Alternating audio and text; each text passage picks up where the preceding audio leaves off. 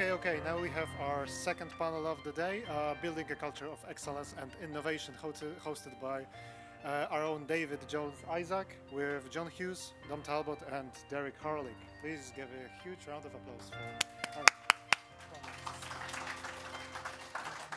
So hi everyone. My name is Dave Jones-Isaac. I am the head of people at JH. So I've been working in people/HR services for about 15 years. My passion is helping people develop and grow, and helping organizations grow through effective and robust organizational development. So just to introduce you to some of the panel members today. So I'll start with Derek. Derek is a trainer and learning solution architect for Adobe. So Derek's been helping people and businesses in Magento, Adobe e-commerce training for over 10 years. We've got Dom Talbot from JH. So Dom is a principal developer looking after our front-end teams. So Dom manages a multidisciplinary team within front-end, and as well as all the funky technical stuff and coding and architecture, he's ultimately responsible for the support and the development. And then we've got John, who currently works for Hoover, but previous to Hoover, he's been with Hoover for a couple of days, actually, just over a week. So prior to that, he was a director for a company called Fisheye, who I think merged with a company called Yahweh. I hope I said that right. But he's got a great deal of experience with recruitment, support, and development. So this is our panel. So developing a culture of innovation and excellence. So that's a really broad subject, and it would be great if you could just wave a magic wand and make it happen.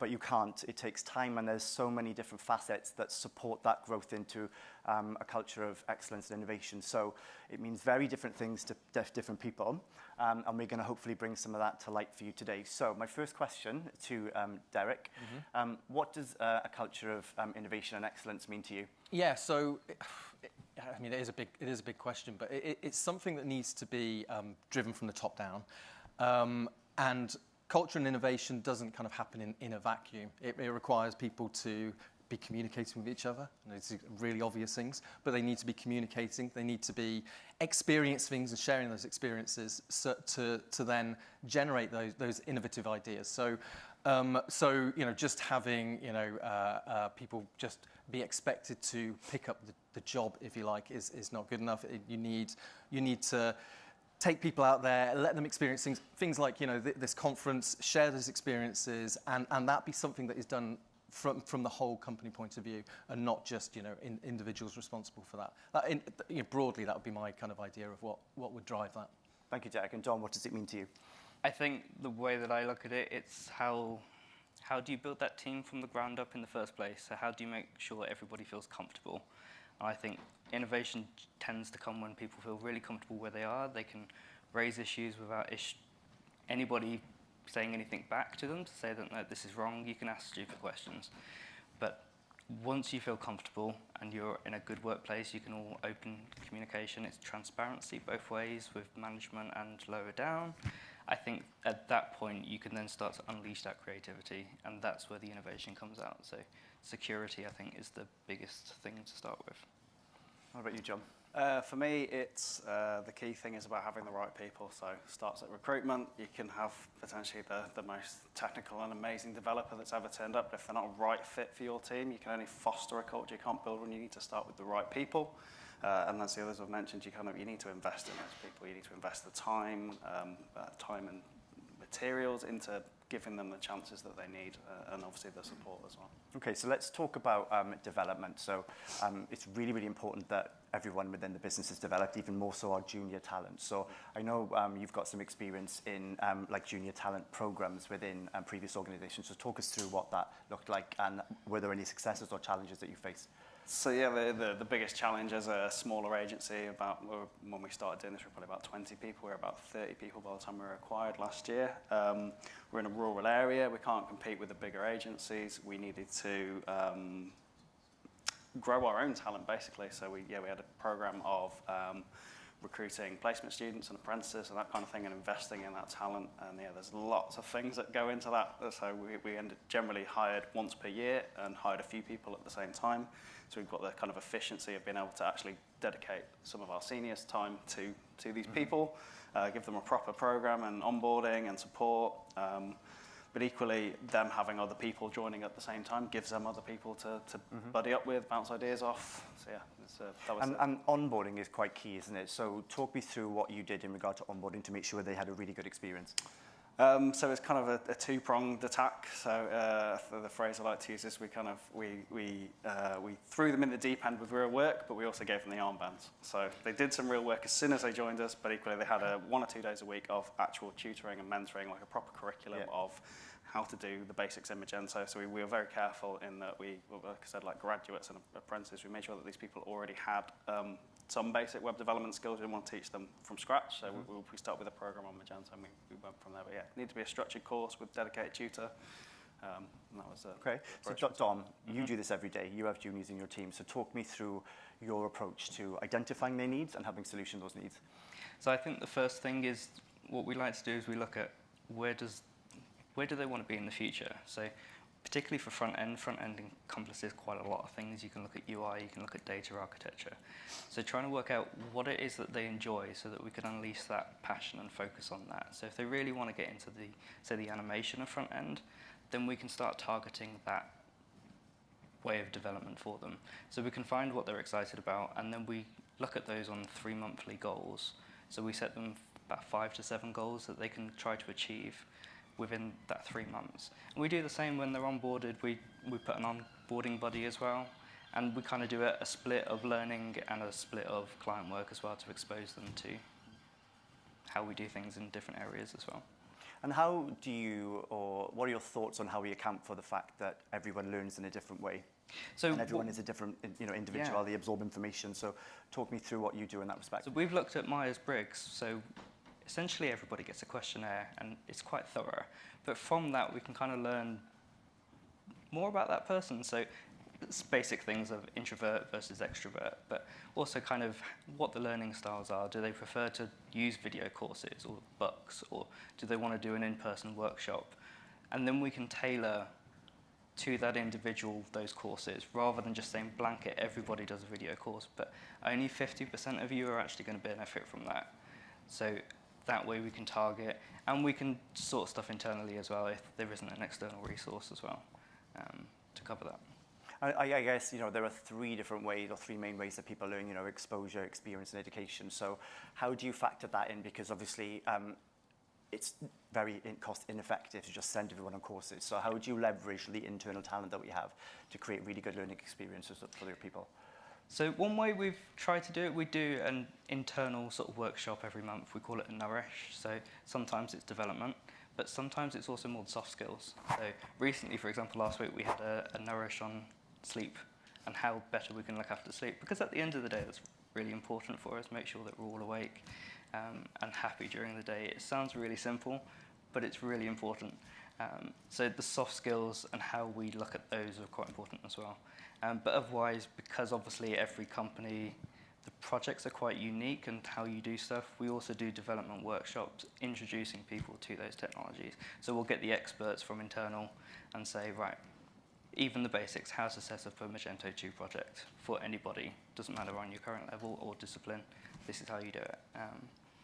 So John and Dom, I guess you look at it from a different perspective. You work with the individuals, identify the needs and put the solutions in place. Now, Derek, you obviously you're top down. Yeah. So your role, you look at, okay, what are, once we've identified what the needs are, how can the services you provide help solution those needs? So talk us through what sort of input you have into that process. Yeah, so what we will, with certain clients of ours, particularly ones who are what we call on the enterprise or learning subscriptions, so that there'll be large enterprises, they will have skill gaps within there. So we will analyse, or we'll help them analyse where those gaps are, and then we'll come up with learning paths for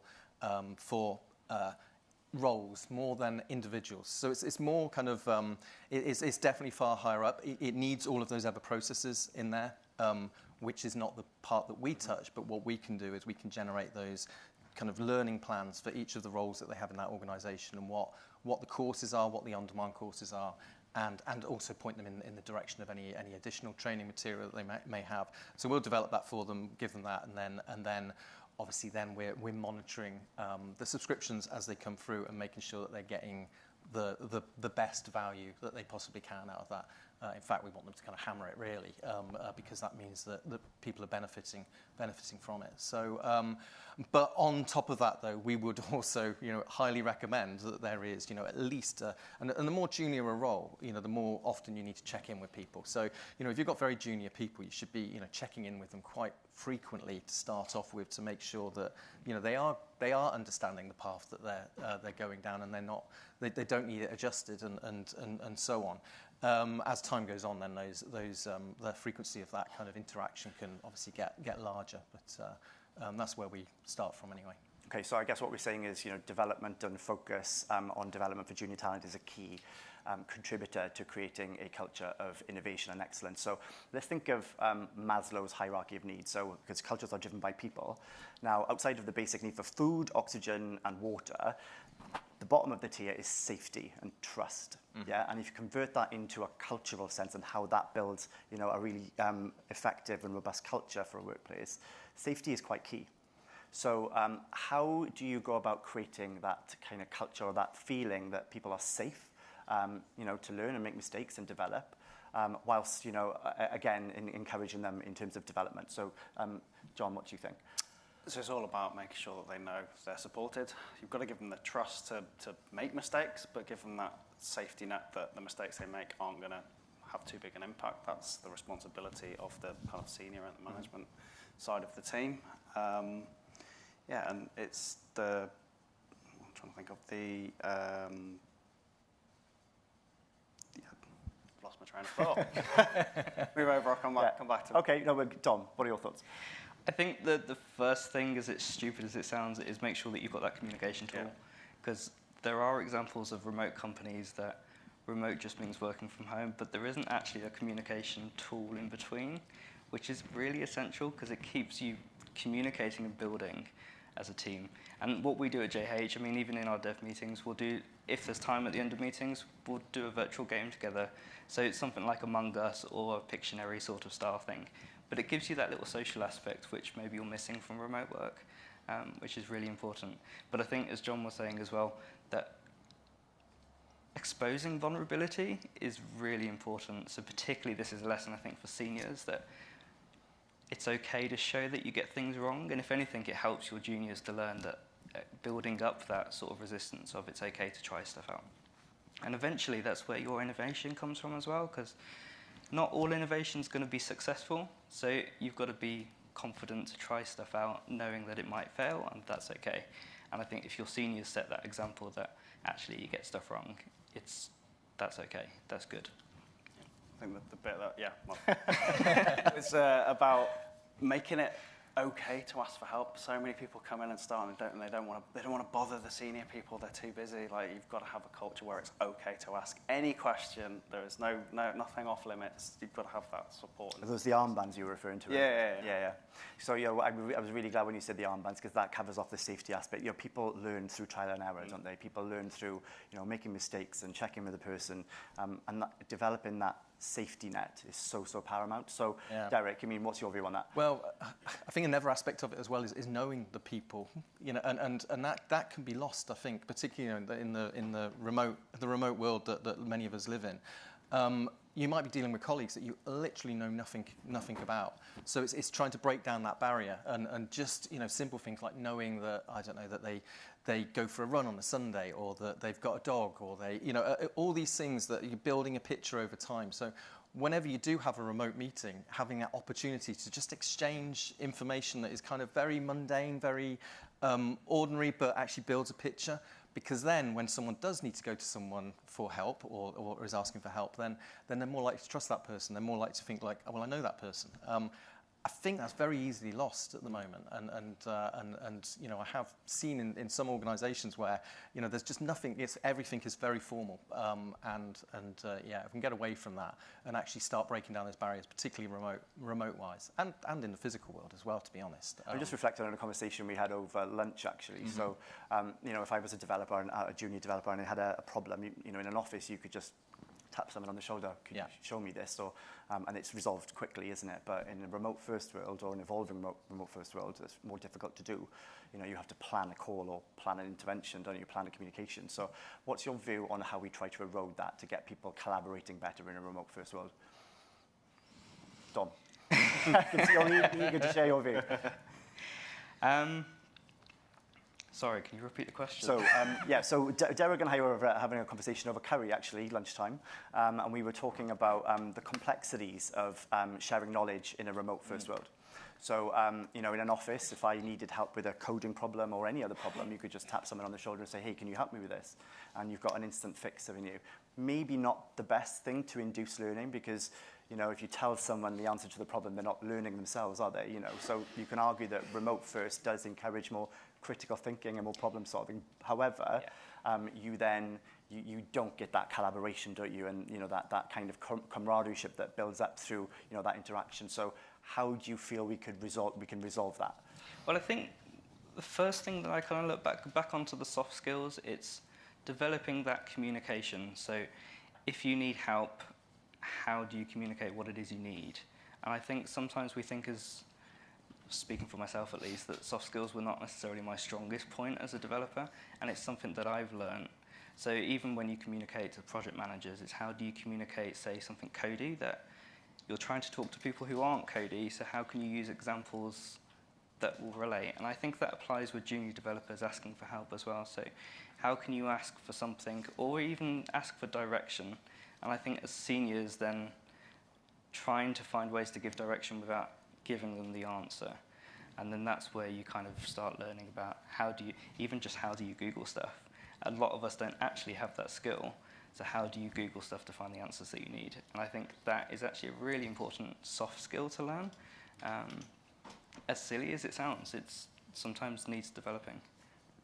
Yeah, and I think just on that, I think you know, on the soft skill side, and again, just looking at the remote side, I do think it's a genuine challenge for anyone new, you know, who's just left university, gone into their first job, or however they've gone into their first job, and they're remote. Is where do they learn those soft skills? You know, where does that come from? I think that's a real challenge with the remote working, because you know, I think back to when I first started work, and I suspect what I did was I modelled my behaviour on you know, other people in the work environment. I saw someone speaking on the phone. It's like, oh, that's how you communicate in business talk or whatever it would be. Where are they going to get that from? And that's a challenge that I think, you know, it's not an easy one to answer at all. But that is a challenge that's there. It is indeed, and I guess, you know, if being a developer isn't just about coding, you know, it's about working with clients. So, you know, soft skill development and that you know, that ability to communicate effectively and efficiently is quite key as you progress. So, how do you feel, you know, we can solution that? We've done a lot of work on, you know, Myers-Briggs and appreciating the differences in people, and it's just on one size fits all when it comes to communication. Are there any other ideas on how we can like develop those soft skills within developers? Yeah, I think I'm going to touch on the remote bit as well, but I think it's, whilst remote is different, we can't fully replace in person, and we shouldn't try to. It is asynchronous by nature, but trying to develop those skills. We tried to kind of reintroduce some of the things that you would do, and if you say about tapping somebody on the shoulder, it does need all of your team to be kind of diligent and update things like their statuses on Slack and Teams. If you've got a status that's got headphones on, then don't interrupt me. But if not, or you're not in a meeting, then actually just get in a culture of actually just do a Slack or Teams call. Like, don't type and wait for a response. Just ring them and try and get interaction straight away. Again, with the soft skills, any meetings and things that you do remotely, have video cameras on. Be able to see each other. Like, you can get way more from somebody's expressions and that kind of thing, and that will help build again, like Derek said about modelling your your behaviour. You can't get that through a message typed via Teams or Slack. There's some really good emojis. There's some good emojis, yeah.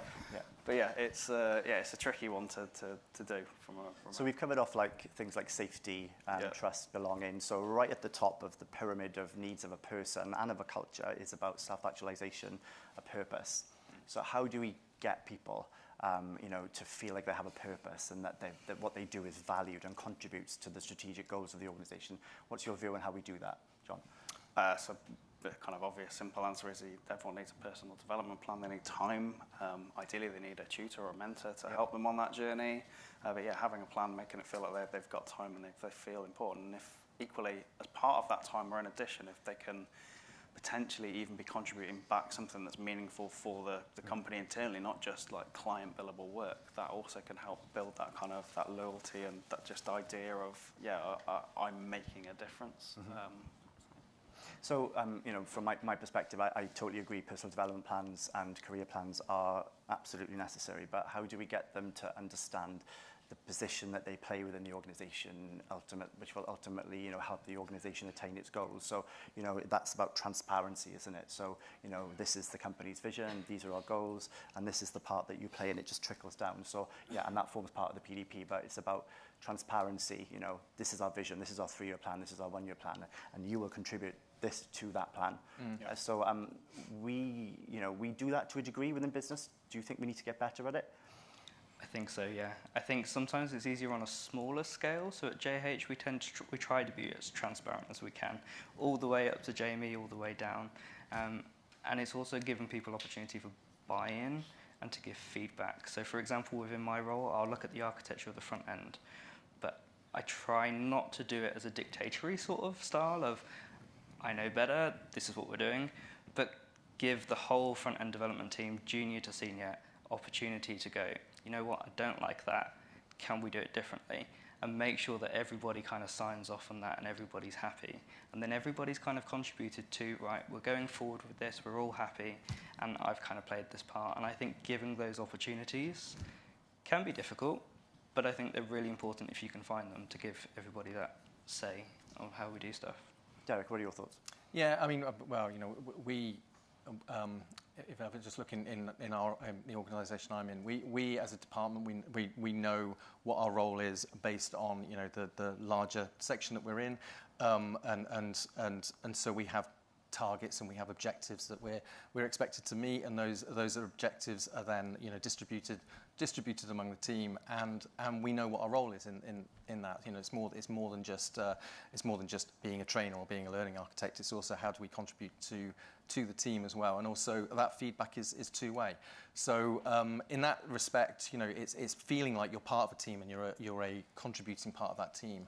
And I think that needs to be, that should be replicated amongst, every member of the team. They should absolutely know what is going to be the benefit of them being given that objective, and it needs to be something that is for the greater good, and they can see that actually happens. Yeah. So I kind of echo really what you're just saying there. So we've kind of talked through the main facets that build a culture of innovation and excellence. So what are the key messages you want people to take away from today? 2 or 3 key messages. John? I think, just to kind of recap, the right people, support and trust, safety nets. Armbands. And the boring bit that goes with it, you need a process, you need a plan. It doesn't just happen. You do need to plan for it. Tom? I think I'd say it sounds boring, but embrace the soft skills. They are actually really important. And then second of all, I think vulnerability. We're not generally good in society, I think, of exposing vulnerability, but do that, it helps you and it will help your team as well. And it's a really good skill to learn. Mm-hmm. Absolutely, and Derek? Yeah, I mean, I'll kind of elaborate on that, but the important, particularly if you're remote only or mainly work remotely, is having that opportunity to get people together and to actually, and the things like this is ideal actually, is coming to an event, something which also is an occasion in itself, but yeah, developing, not expecting people just to be able to develop themselves in a vacuum. They need interaction from other parts. So if possible, get people together whenever you can. Yeah. And I know from my perspective, some companies do this naturally as part of their kind of uncodified and unwritten way of working, but some organizations do struggle with this, and it takes time, to build the various facets that build a great culture of innovation and excellence. So hopefully today we've given you an insight of what that looks like, and you can take something away from this. You can apply to your own organization. So thank you very much for your time. That's a wrap.